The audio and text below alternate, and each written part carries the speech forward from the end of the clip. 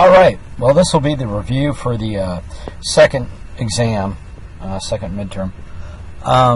Like I say, I'm going to post it. It'll be available Tuesday night at after 7, so you can start taking it then. But you really don't need to take it that quickly. You've got an entire week. You've got till the following Tuesday. So I would, maybe watch the review, maybe study up, whatever. But take it at your convenience. You've got a week to do it. The other thing is, too, that anybody who's got any other questions, Thursday night at 6 o'clock, I'll go ahead and just establish a collaborate kind of thing. And if anybody, wants to get on there and text or ask any specific questions, I can probably help you out. There's not going to be too much in the way of formulas and the rest of that. Any formulas will be on there. In fact, I'm going to run through some of the sample problems. It's going to be all multiple choice true false. Not too many true false, but anyway, some. 31 questions. You'll have 1 hour to get it done, and the rest of that. And then, of course, you can always text or email or whatever. Not a big deal. Okay, this thing always wants to be stubborn here to advance it first. There we go. Process control. Again, some of the questions I pick in here are right in terms of the subject, but not necessarily the best questions. But this one would be obviously pretty easy. It's a true/false. Use of information technology to monitor and control processes. Yeah, but it's really you don't want a process that's 100% automated, because bad things happen. I mean, here obviously they're making beer, so what's the worst that can happen? Well, I mean, but if it's a sewage plant or something like that, sewage plant is the one that's been affected already. But and most utility companies and other people are smart enough not to put hydroelectric dams and obviously not nuke power plants and other things on this automated control. There is, though, some element, but as long as it's not open, it's not this open to the internet doomsday scenario.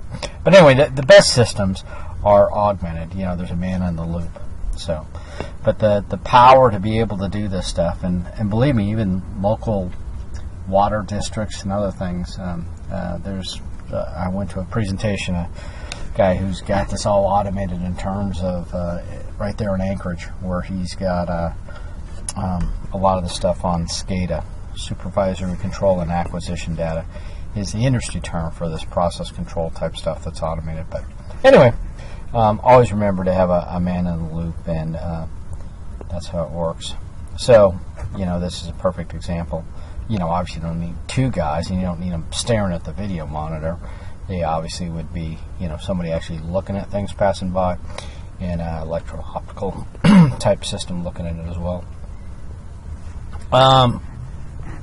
So automated storage and retrieval system. Again, I'm not really going to split hairs in between what's a automated storage and retrieval system, what's a automatic guided vehicle, and all that. It's kind of silly, but it certainly is the way of the future. There's even some Amazon examples that you may see in the book that are kind of dated now because of the Kiva robots and some of the other things they're using. And anyway, especially in an Amazon scenario, when you're using robots, they can run 24/7. And anyway, a lot of this stuff is happening. So ASRS, sometimes just knowing the acronym will help you out a lot in industry. Not so much on the test, because I'm not going to dive into that. But if you're able to put these things in context, you're able to figure out what they're talking about. Automated guided vehicles. So again, in my mind, these things are usually a little bit more primitive. We've had these things around for a while. Forklifts that basically run on a guided track. Not a big deal. And then robots. But again, industrial type robots, like this, doing welding and other kind of hazardous, nasty kind of work that needs to be precise and can be done more precise and actually better. So anyway, the good jobs associated with these type of systems are programming them or maintaining them or whatever. But doing those spot welds, there's no money in it. It's dangerous, and it's not something you want to do. So, but like I say, the advent of these robots or automated manufacturing is a chance for industrialized companies countries like the U.S., Germany, other folks to get back involved, because the labor component's not as significant. When these factories come back, yeah, they employ folks, but factories that used to have thousands now have hundreds. So, but they're good jobs for the ones who have them. Flexible manufacturing systems. So again, the next level. Computers control the workstation, material handling equipment. So material handling is actually the product moving around, and the workstation would be the product being machined or whatever. The beauty about these things is they can do low volume at high quality. So again, special orders or custom designs, in the eyes of the customer can get exactly what he wants. No longer is it cost prohibitive to have something that meets their exact specification. And also the reduced changeover time. We talk about setup costs, we talk about all these ordering costs, and anyway, if that can be automated and basically paper be taken out of the system and everything be done electronically, it's huge. Obviously stringent communication between requirements. Now we're talking integrated systems where things are moving around in a completely automated fashion. Unfavorable exchange rates can offset other savings in a location decision. So, we're kind of spoiled, especially in the States. But wait and see what happens here with Greece. I mean, you talk about runaway inflation. Turkey just, their neighbor, they've always had just crazy currency things. But it's just, if you're going to do business in Turkey, you just learn to adapt. You don't hold cash. And if Greece is out of the EU, which it looks like that's going to happen. Anyway, we're getting off topic here, but just because it seems like you can make a lot of money in a country due to their low labor costs, there may be other costs that may drag it up. Greatly affects fixed and variable costs, and this is all location type stuff. Now remember, location decisions, the primary thing for tests or the real world is if it's manufacturing, it's all about cost. If it's service retail, it's all about revenue generation. So that's what you need to look at when you're trying to decipher a question. What's the best location? So here's some location decision stuff in a worldwide type scenario. Political risks, markets, exchange rates, supplies. Here more than national. Again, these maps are kind of not very intuitive, but where folks want to live. If you're in the upper Midwest there, and all of a sudden this factory's moving to the south, you may very well lose some of your leadership.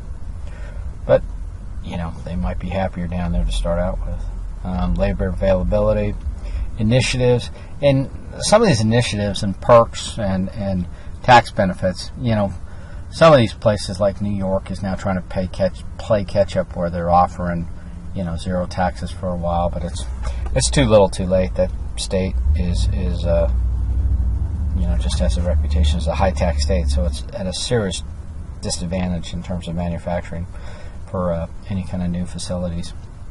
And then when you get down into the more regional look, you're really talking about transportation. How can you move your product around efficiently? And again, having a robust transportation network is good, but it's also important that it not be congested and not be expensive, full of tolls and all that. So a lot of these things add up and make Northeast less desirable. Tangible costs. So tangible costs are things you can touch and feel. Obviously, taxes. Taxes are a cost. Climatic conditions, tough to assess what that cost is. Availability of public transportation. Obviously, it's the places where factories have been going to are, notoriously underserved, or maybe they're appropriate for what they've got, because it's pretty sparsely populated and where most factories are going. Quality attitude of prospective employees, important, but it's certainly not tangible, and zoning is, again, not tangible. So, back to, that exchange rate, but it's really the second bullet under cost. Tangible, easily measured. Intangible, hard to quantify. Manufacturer want to locate close to the customers if transportation of finished goods is expensive or difficult. So certainly, there will be certain manufacturers where proximity to market for big, bulky, outsized products is important. So, especially if you're going to do a just-in-time type of thing. Some guys will do this. There's a heating duct manufacturer that does most of their brute manufacturing over in China, but they just send components. They actually send them to Mexico for final assembly, but they can get them from Mexico quite a bit quicker than they can from China. So anyway, sometimes there's solutions that will work out. And proximity to supplies, perishable goods, high transportation costs. Again, logistics and costs associated with transportation have come, they've decreased significantly, so less of a factor than it used to be. Proximity to competitors. So a strategy, do you want to do it or do you not want to do it? You can make arguments both ways. Fast food places tend to cluster. Grocery stores definitely don't cluster. So anyway, every other service retail type thing, it's kind of a you can make arguments both ways. But for manufacturing, if you're actually setting up a plant, it usually makes good sense to be located close to that competition, because they aren't really the competition at the manufacturing site. They sell at the retail level, and somebody probably went through a fairly exhaustive site selection, and why not just use their data and locate there. So the only caveat with that is labor. If labor is scarce, or you create a labor scarcity by moving out there, then you can cause some problems. Here's another one on clustering. So reason fast food restaurants are often close. High traffic flows. So again, here's a service retail type thing that is, there's human nature. People don't want to eat the same thing every time, but if you can establish a habit pattern of people going to the same area and they have a selection, they're more likely to do that than to go to an isolated location. So some other examples of clustering: Orlando. Some of these other ones are fast food, certainly. Anyway, location decision for appliance manufacturer. So again, this is one of those questions that I talked about earlier. Is it manufacturing? Yes. So what are they concerned with? Cost. So answer A. And then you're done. Anyway, the other ones, just out of curiosity, you can read them. Environmental, education, revenue.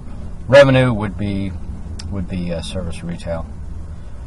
Focus on finding very highly skilled technicians. If your business model is focused on very highly skilled technicians, try to change your business model. They're going to be expensive, and so you want manufacturing processes that are simple. There's always going to be exceptions. If you're making a micro brew, then that's why people are coming. It's because it's got that personal touch. But if you're manufacturing bolts or something like that, you want it dead easy, where they can do it right with minimal education, minimal smarts. So again, this location strategy, and if you look, right up there in the heading, revenue for service retail professional, and goods producing, or what I would call manufacturing, is a cost focused. And then it goes back through some of the other attributes. Factor rating method, awesome way to explain any course of action that you have, any alternatives you have, because again, you're not going to come into a business, at least especially distance. I don't know too many of you, but I'm not thinking you're going to start out at the top of the company. And so when you're given some sort of decision to make, and you make a presentation, you certainly want to use a factor rating method, because that way you get better feedback. So you may not get it exactly what they want the first time, but if you listen to the feedback and use a factor rating method, you'll be able to tailor your next proposal to exactly what they want. So not too hard to do. Come up with those factors, come up with the relative weights. Again, this is fairly subjective, but it's also dead easy to figure out your subjectivity. There's nothing hidden, and then you do the math on across. So anyway, makes it for an excellent discussion to get things squared away. Here's a little bit deeper explanation of factor rating method. And here's the example out of their book. Again, France and Denmark, it's like comparing whatever. They are not that dissimilar. Both in the EU, both fairly similar in terms of some of their policies. Although France would surprise you. I've spent a lot of time in France, and it's not that different than the U.S. in terms of some of their. They wouldn't want to admit that, but it really is pretty similar. Which of the following workers is the most productive? So, again, a fairly simple math problem. The guy's able to do 21 parts for $100. So, that's a little bit better than he's a little less than $5. And so, anyway, you do the simple math. You obviously have access to a calculator, but it's the most for the least, most products for the least amount of money. Oh, and there's the actual math. So 476 is what that 21 out of 100 equals. The objective of a layout strategy is to develop an efficient, effective layout. So it's all about separating people from their money. How best to do that. They're kind of a captive audience when they come in the store, and if you've ever been to an IKEA store, especially, it's very hard to get in and out of that place. They have like a little rat maze, and you gotta, to get your cheese, you gotta follow it around, and you will be exposed to the products, and that's just their strategy, and it seems to be pretty effective. Grocery stores, we talked a bit about that because they are pretty similar in the way they lay things out, and the way they use end caps, and they use some of the things like baby food and vitamins. They tend to bury those in aisles so you aren't blocking up the place. They don't want those in high traffic areas, and they tend, again, not to make it easy. You can't just run to one part of the store and probably get everything you need. You have to kind of do a route where you get exposed to items. Main goal of retail layout is to maximize profitability per square foot. So again, the most money out of your wallet by the time you leave. Supermarket retail layout, again, customer exposure. So sales and profitability. If you'll see it, you may go in there for a thing of milk and you walk out with a bunch of junk you may not have thought you needed. Retail layouts, maximizing customer exposure again. Again, you can see service retail. Are they all those other things that say cost? Cost is more of a manufacturing thing. Even though it's a supermarket, it's still retail. Retail slotting. Retail slotting is not that confusing. The only thing that confuses people sometimes is the amounts. Sometimes it'll be, I don't know, 25, 50,000 per outlet, or maybe $1 million for the whole chain. So something like that. But again, you would just think those amounts are pretty astronomical. But believe me, somebody like Frito is happy to pay it, because if they can squeeze the competition out of there, and obviously somebody like Walmart is happy to take their money. So it's a fairly symbiotic relationship there. But this is some of the justification, And certain vendors will want to come in the stores. You see that with beer and again with chips and stuff. They want to come in. They want to face their product. They want to make sure that they are taken care of, and they aren't going to leave that to chance. Which of the following is not a typical retail layout practice? So all of these high draw items are on the periphery, power items, end caps, end aisles, whatever you want to call them, high margin, checkout stand, all this stuff. You get a 12-pack of Cokes for the same price you pay for, well, maybe not, but anyway, they're much more expensive up by the door and the cooler. 5 helpful ideas for supermarket layout. You're familiar with those because we just talked about them. So that was the break, because normally I do this over a whole hour. No, not a whole hour, but anyway. Servicescapes. This is kind of the ambiance. When you walk into a store and it's got a certain smell, like you go to Cabela's, I don't know what their, air freshener is, but it's distinctly Cabela's. Or you go into a certain store like an Apple store, and sometimes they're going to be negative. What is that? Is it A? The Walmart on A Street, there's definitely a servicescape there, but not a positive one. Walmart in Eagle River, different story. Fred Meyer's versus any Walmart, a different story as well. So anyway, the retailers, they have a bit of control over that, and they set things up to appeal to the demographic. Sometimes they're good at it, sometimes they're not so good at it, but like it or not, they do establish a servicescape.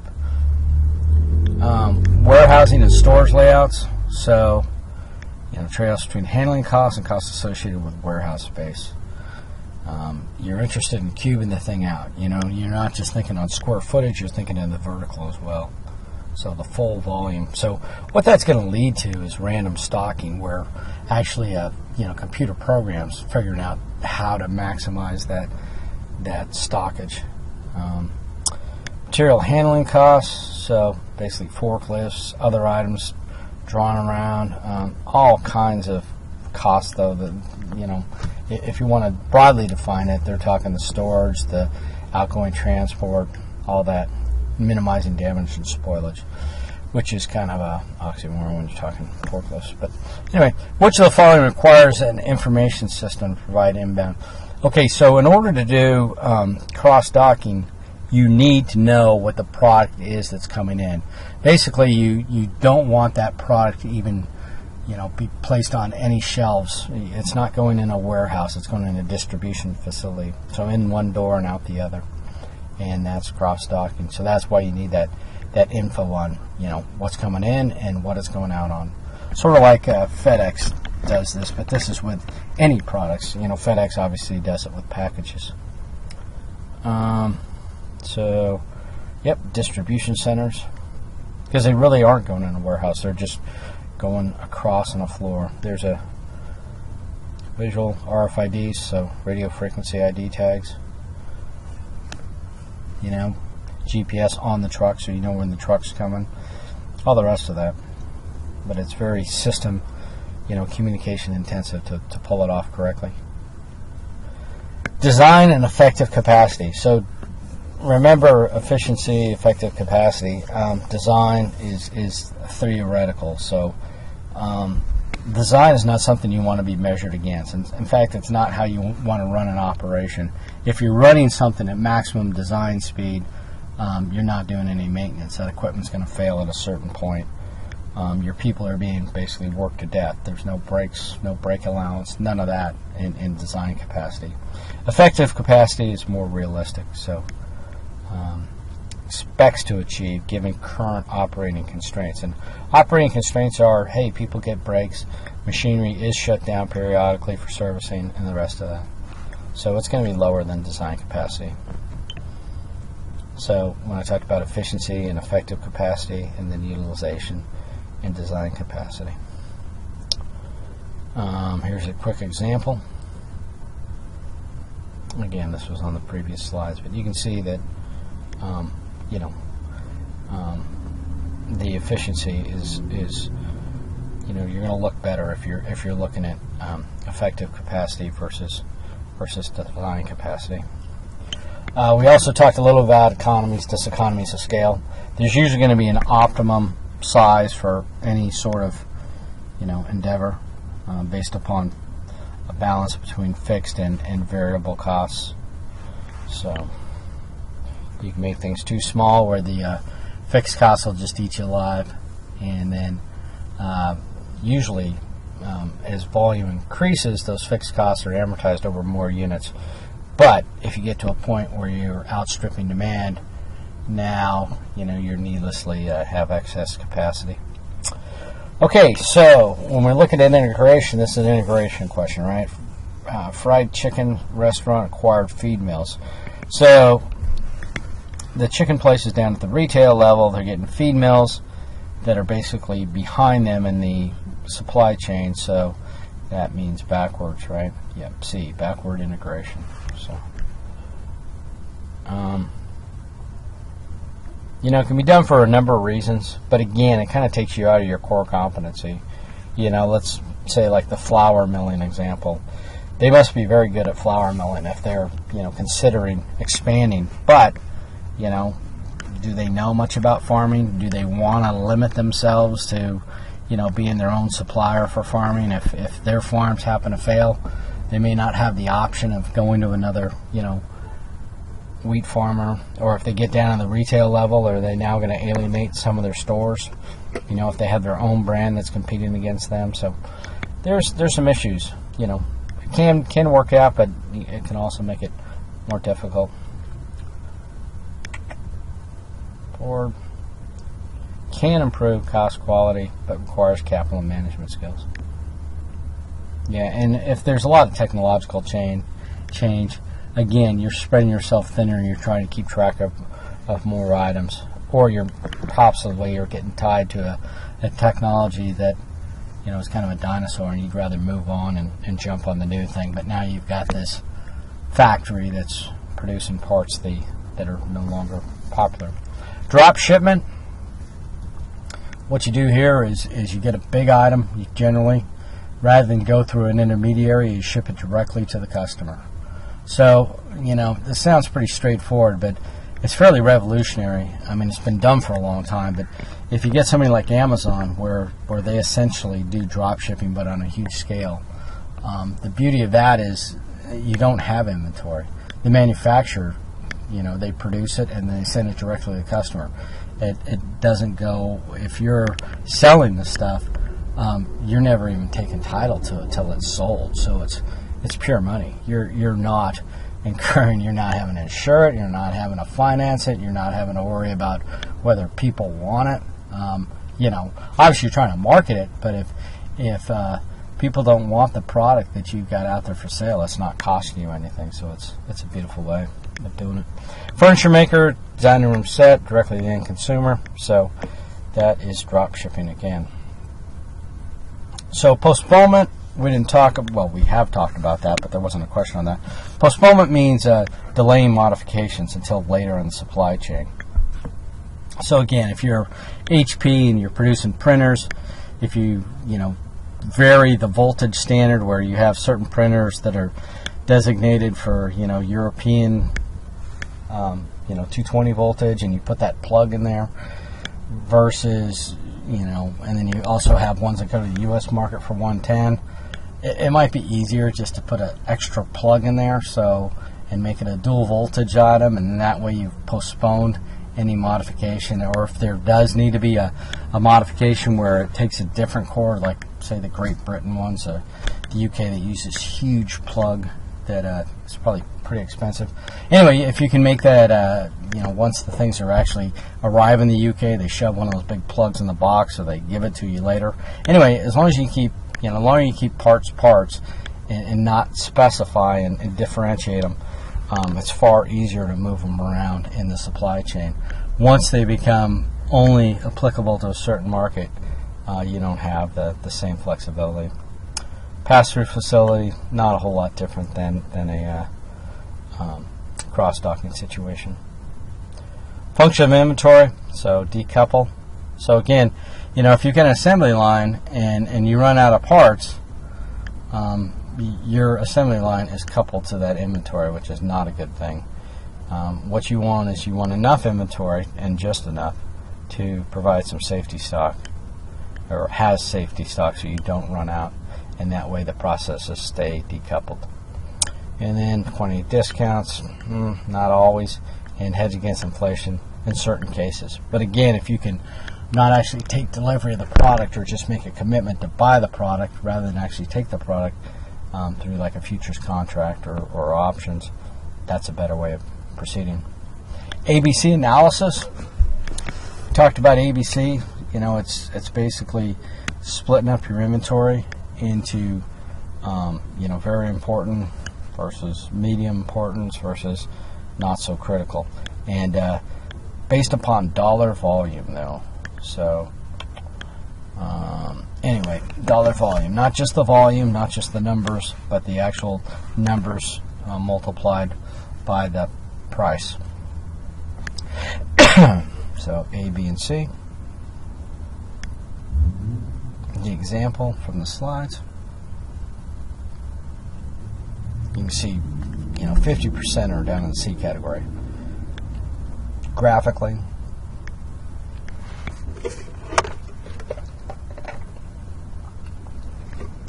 you can also artificially move products around if you know there's going to be some special need for that.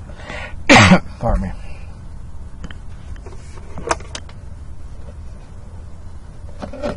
And economic order quantities. Like I say, the formula will be on there if there's a formula needed. And I also leave them as square root so you don't have to do that. Fairly straightforward.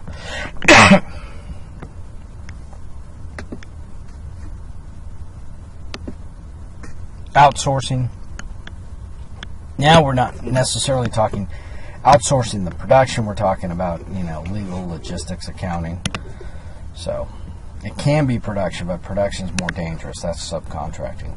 This can be called subcontracting, but it's actually, if you hire a outside logistics firm, you're not going to lose your core business because they're not competing with you. Random stocking. So I mentioned that. It's random stocking's not a good name for it. It looks random to you, but if you studied it, you'd realize that it's actually pretty well thought out, but it's thought out by a computer. But somebody, a human wrote the algorithm to figure it out, so pretty straightforward. Break-even analysis will also be on there.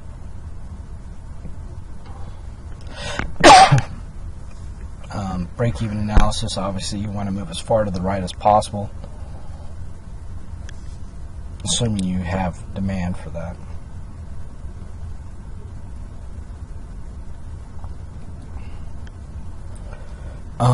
Some yield management, hotel room that goes unrented, perishable inventory. So, if that seat goes unused or that hotel room goes unused, it could have contributed to, if the cost at least covered the variable cost, they have to cover the variable cost, you would have been money ahead by taking that. Now, again, you don't want to go after your core business, so that's why they're usually done online or some way where, you aren't auctioning off hotel rooms in the hotel lobby. Certain attributes that work well in yield management. Counter-seasonal type stuff, we've talked about that. Again, when you have products that are, say a winter and a summer, in order to keep your labor steady and all your revenue, your income steady, you're better off spreading that out if possible. So product mix, double jet ski, snow machine.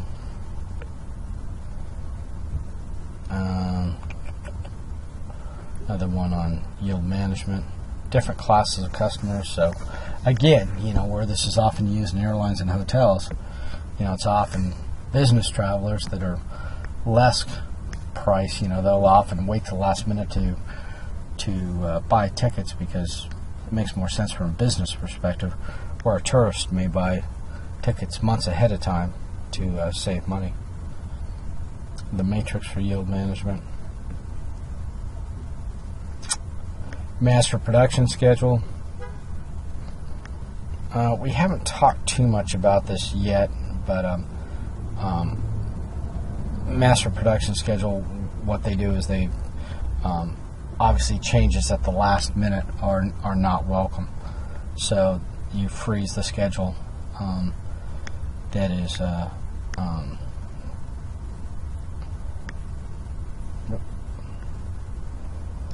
in the near term. If you cause some system nervousness, you're going to set yourself up for problems. So they normally establish what they call a time fence, and so say no, they won't accept changes when inside of like 10 days of production.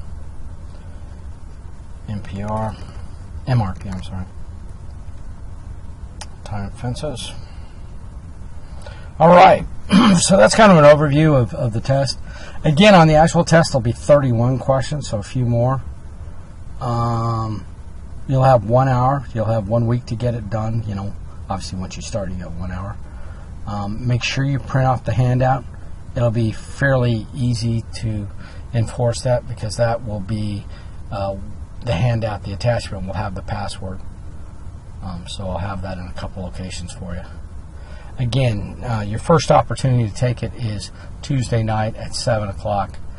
So don't expect to see it. The test is actually up, but it requires a password, and I won't put up the password until it gets a bit closer. If anybody has any questions, obviously you can contact me in different means, but Tuesday night at 6 o'clock, I'll be up for at least a couple minutes to see if anybody has any questions. And other than that, good luck.